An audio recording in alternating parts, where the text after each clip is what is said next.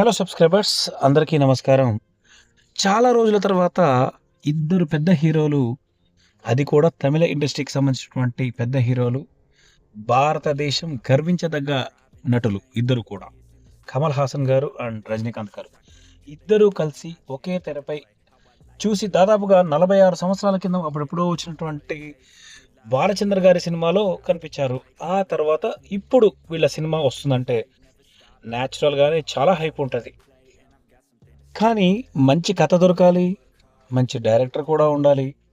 కానీ ఆ director chance మాత్రం నెల్సన్ గారు కొట్టేశారు. నెల్సన్ గారి డైరెక్షన్‌లో వచ్చినటువంటి రీసెంట్‌గా 'జైలర్', 'జైలర్ 2' కూడా రజనీకాంత్ గారిదే. ఆ సినిమా ఎలా పెర్ఫార్మ్ చేస్తుందో చూడాలి 'జైలర్ 2'.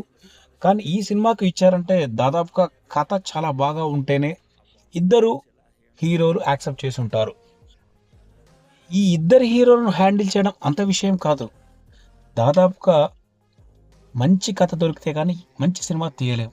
మరి చూడాలి ఎలా తీస్తాడో నెల్సన్. ప్రొడక్షన్ హౌస్ మాత్రం చాలా పెద్దదే. Red giant movies Tamil film ఇండస్ట్రీలో టాప్. మరి ఈ సినిమాని ఎంత గ్రాండ్యూర్గా తీస్తారు, అదేవిధంగా పబ్లిసిటీ ఎలా ఉంటుంది, మల్టీ లాంగ్వేజ్లో రిలీజ్ చేస్తారా అనేది మాత్రం వెయిట్ చేసి చూడాలి. చూద్దాం.